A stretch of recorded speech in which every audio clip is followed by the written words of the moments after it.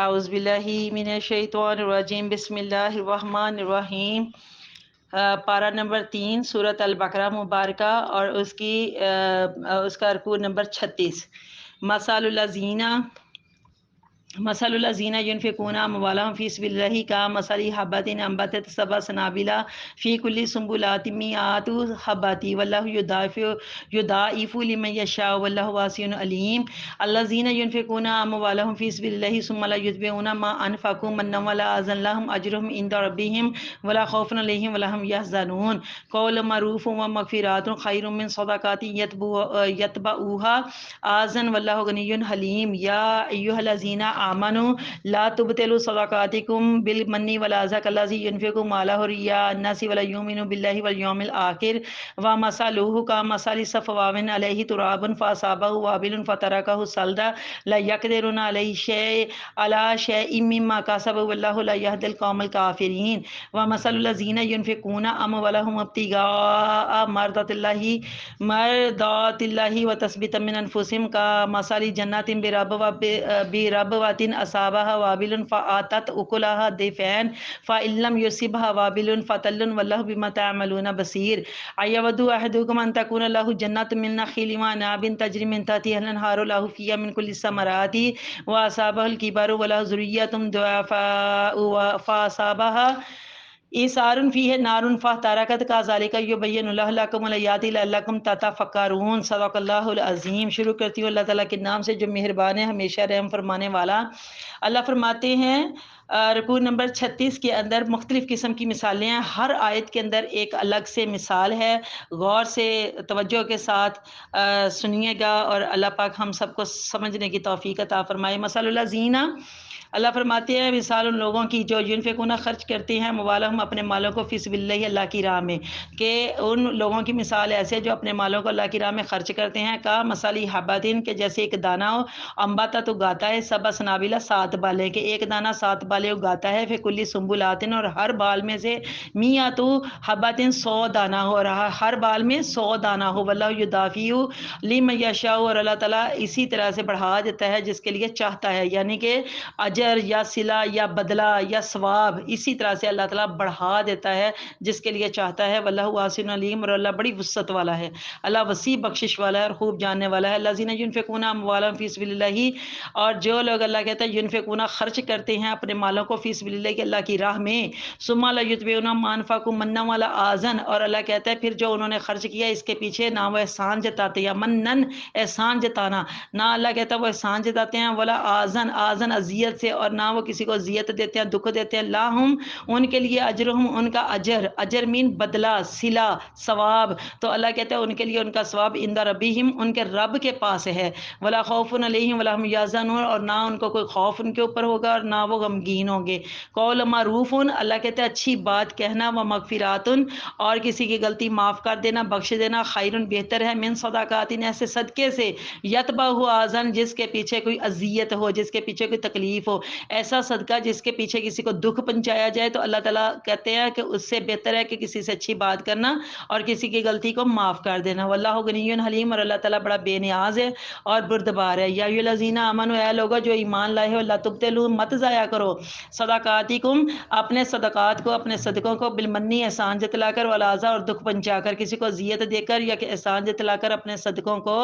ضائع مت کرو۔ اور یہ صرف اللہ تعالیٰ نے ایمان والوں کو مخاطب کر کے بات کی ہے، کسی اور قوم کو یا کسی اور اللہ پاک پروردگار نے لوگوں کو مخاطب کر کے صرف ایمان والوں کو اللہ نے مخاطب کر کے یہ بات کی ہے۔ اور اللہ فرماتے ہیں کالذی ينفق مالہ رئاء الناس، کہ اس آدمی کی، اللہ فرماتے ہیں اس آدمی کی یعنی کہ مثال دینے لگے ہیں کہ ایسی ہے جو جس نے خرچ کیا مالہ اپنے مال کو رئاء الناس صرف لوگوں کے دکھانے کے لیے،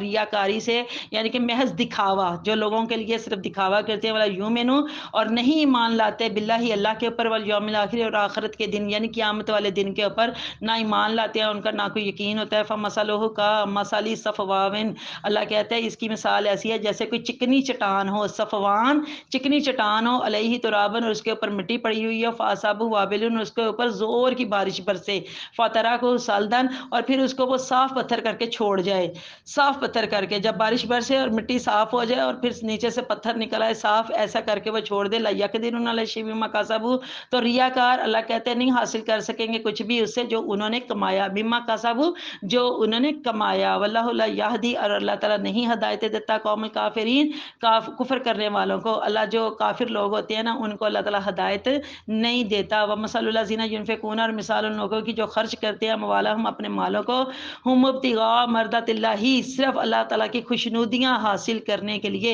وتثبیتا من انفسہم اور اس لیے کہ ان کے جو نفس ہیں ان کے جو دل ہیں وہ پختہ ہو جائیں، کا مثل جنت بربوۃ اللہ تعالیٰ فرماتے ہیں تو ان کی مثال ایسی ہے جیسے جنت ایک باغ و برب ایسے یعنی کہ باغ جیسی اللہ تعالیٰ یہ مثال ان کی بیان کرتے ہیں کہ جو صرف اپنے مال کو اللہ کی خوشنودیاں اللہ کی رضا حاصل کرنے کے لیے خرچ کرتے ہیں کہ اس باغ جیسی ہے یہ مثال کہ جنت باغ بربوۃ جو یعنی کہ بربوۃ اونچی بلند زمین کے اوپر اصابہ وابل اور اس کے اوپر تیز بارش برسے فاتت کلھا دفین اور پھر وہ دگنا پھل لایا ہو، وہ جو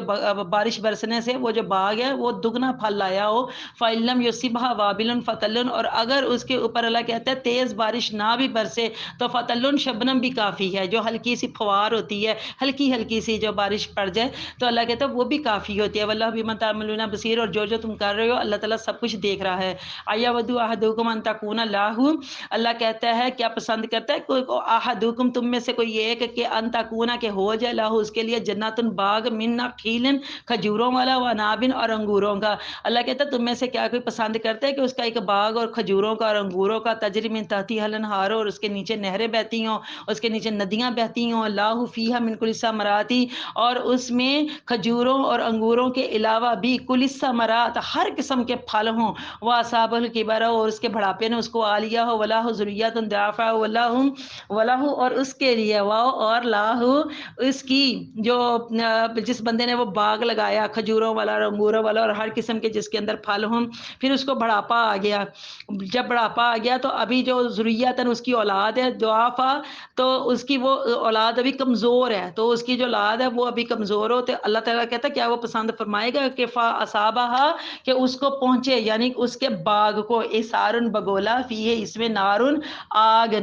آگ ہو یعنی کہ ایسا بگولا اس باغ کے اوپر آ جائے اس کو پہنچے جس کے اندر آگ ہو فہ ترک اور وہ سارا باغ ہے وہ جل جائے اس آگ کے بگولے سے وہ جل جائے، استغفر اللہ کذالک یبین اللہ لکم الآیات اور اسی طرح سے اللہ تعالیٰ اپنی آیتیں اپنی نشانیاں کھول کھول کر بیان کرتا ہے لعلکم تتفکرون تاکہ تم تفکر کرو، تاکہ تم غور و فکر کرو، تم سوچ بچار کرو۔ صدق اللہ العظیم۔ تمام واجب الاحترام رکوع نمبر 36 اس کی آیت نمبر 261 ٹو 61 اس میں اللہ تعالیٰ کے راستے میں خرچ کرنے کی جو فضیلت کی مثال بیان کی گئی ہے تو وہ بہت ہی خوبصورت ہے اور ہر آیت کے اندر دیکھیے اللہ تعالیٰ نے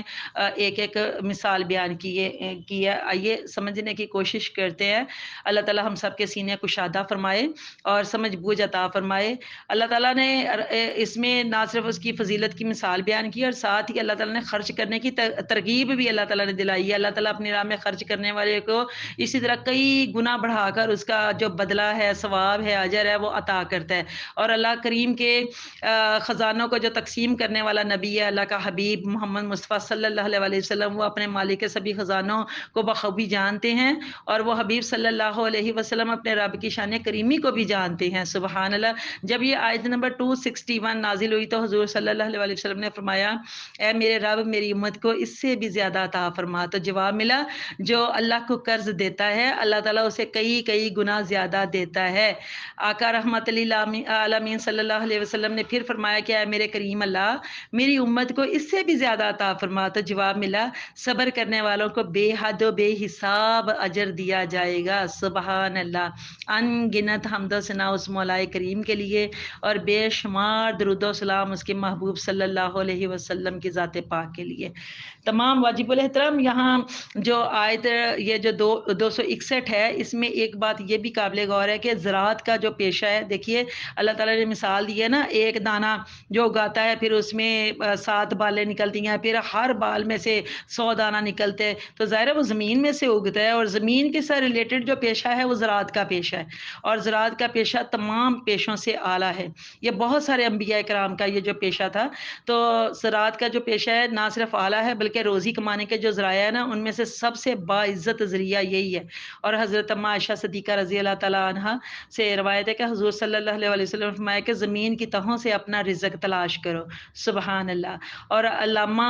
قرطبی رحمۃ اللہ علیہ فرماتے ہیں کہ جو زراعت ہے نا وہ فروض کفایہ میں سے ہے، فروض کفایہ میں سے ہے، اور اگر لوگ اس کی طرف سے غفلت برت لیں تو امام وقت کو چاہیے کہ لوگوں کو جبرن یعنی زبردستی کاشتکاری کی طرف راغب کریں اور باغات اور درخت لگانے کا حکم دے۔ اس کے علاوہ تمام واجب الاحترام باتیں ایک طرف، لیکن یہ بات بڑی قابل فہم ہے کہ اگر پوری کوشش کی جائے تو جتنا بھی بیج ڈالا جائے گا نا تو اللہ تعالیٰ اس کا 700 گنا تک اس کا جو حاصل ہے وہ ہمیں دیتا ہے، عطا کرتا ہے۔ بات صرف نیت کی بھی ہوتی ہے کہ جتنا ہم کام جس نیت کے ساتھ کرتے ہیں اللہ تعالیٰ اسی طرح سے اس کو اتنا ہی عطا فرما دیتا ہے۔ آیت نمبر 262 میں 262 میں بہت ہی خاص بات کی طرف اللہ تعالیٰ اشارہ فرما رہے ہیں کہ جو مال خرچ کیا جائے نا اللہ کے راستے میں وہ صرف اللہ کے لیے، اللہ کی رضا کے لیے، اللہ کی خوشنودی کے لیے خرچ کیا جائے تو سب جتنے بھی اس کے اچھے اجر کی جو توقع ہے نا وہ رکھی جا سکتی ہے۔ لیکن اگر احسان جتا دیا جائے یا ستانا شروع کر دیا جائے یا لوگوں کے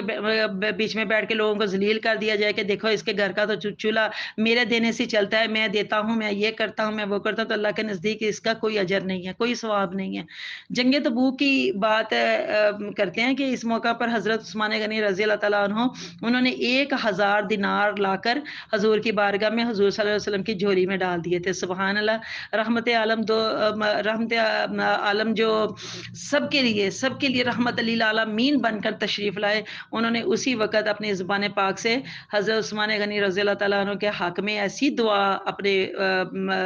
رب کی بارگاہ میں پیش کی کہ جس کے اوپر حضرت عثمان رضی اللہ تعالیٰ عنہ جتنا ناز کرے اتنا بجائے اور جتنا شکر کرے اتنا کم ہے۔ حضور صلی اللہ علیہ وسلم نے فرمایا اب عثمان جو کچھ کرتا رہے اس کو نقصان نہیں دے گا، ٹھیک ہے،